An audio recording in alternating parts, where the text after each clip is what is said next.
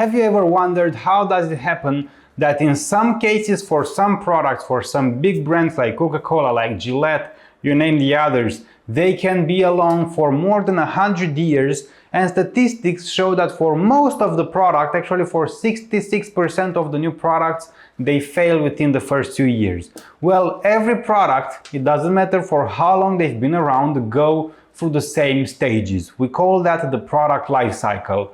And in the product life cycle, one very important aspect that every marketeer should know is pricing. How to price accordingly to the price life cycle stage the product is in. And to give you an understanding about it, when you launch a product, you may have a certain price, right? Nobody knows about your product at that point. Well, you go on with $10.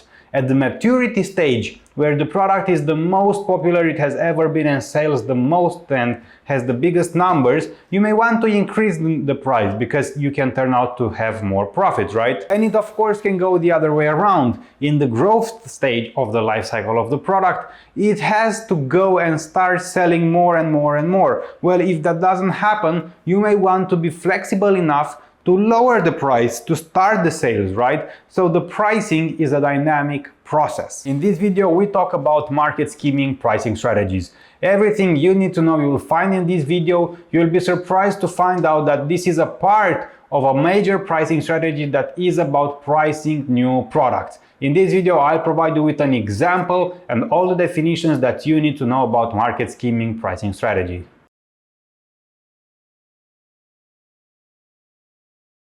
Market skimming pricing strategy is the first pricing strategy of new products pricing strategies that we will talk about. Let's see some clear definitions of it. It is also known as price skimming. It is setting a high price for a new product to skim maximum revenues layer by layer from the segments willing to pay the high price. The company makes fewer but more profitable sales.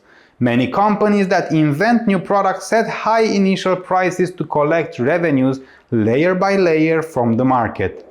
As an example, many years ago, when Apple introduced the iPhone, the first iPhone, its initial price was $599. 6 months later, the price dropped to $399 for the 8GB version and $499 for the 16GB version to attract new buyers.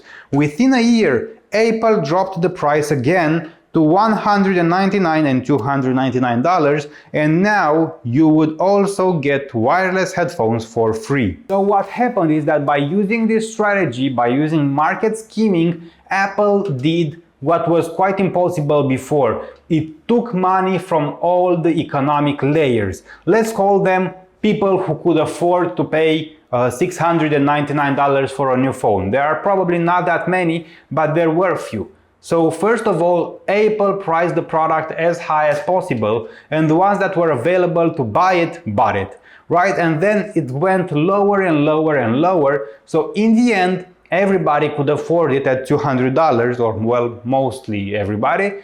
But the fact is that by using this pricing strategy, Apple managed to take more money, because imagine you can sell one phone at $600 or you have to sell 3 phones at $200.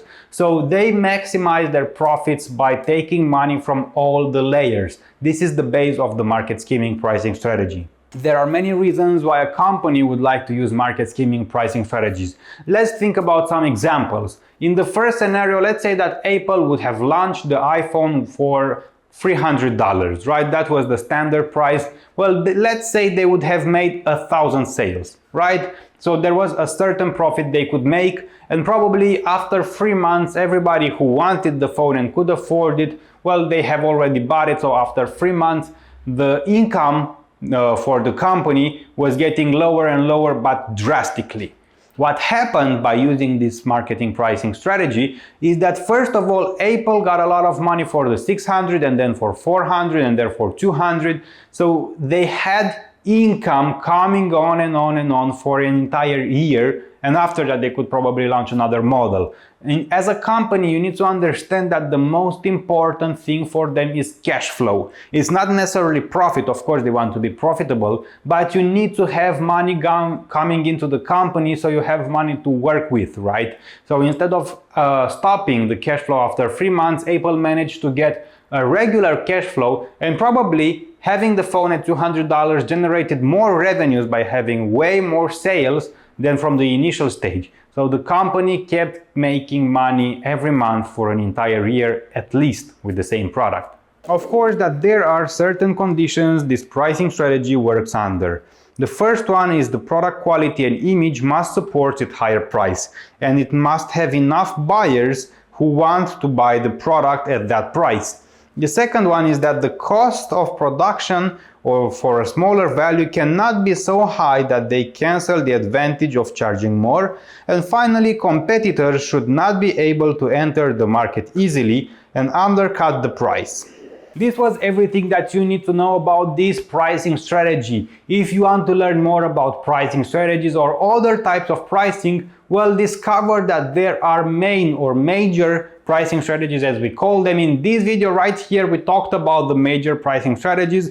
Click right here on the info card to see the video, or check the links down in the description below for other videos about this. Before going on and checking for other videos, you need to check the links down in the description, because I'm offering you a for free business marketing dictionary. There are more than 400 terms that I've explained for you, the most used and all the terms you need to know to have a marketing discussion, and you can download that for free. More than that, if you have your own company or if you're an entrepreneur, check the links down in the description below, because I've also created a manual to create your own business plan. And not just that, you can also create a communication strategy and a marketing strategy for your company. If you manage a company or if you own your very first one, you need to check that, because it is a by the book, step-by-step instruction how to build your business plan and everything you need to grow your products and to enter the maturity stage of the company. And of course that you can support me by buying me a coffee. In the links down below you will find a link for that, because I drink quite a lot of coffee to research the information for these videos, to film them, to edit them and to post them so you can watch them for free on YouTube.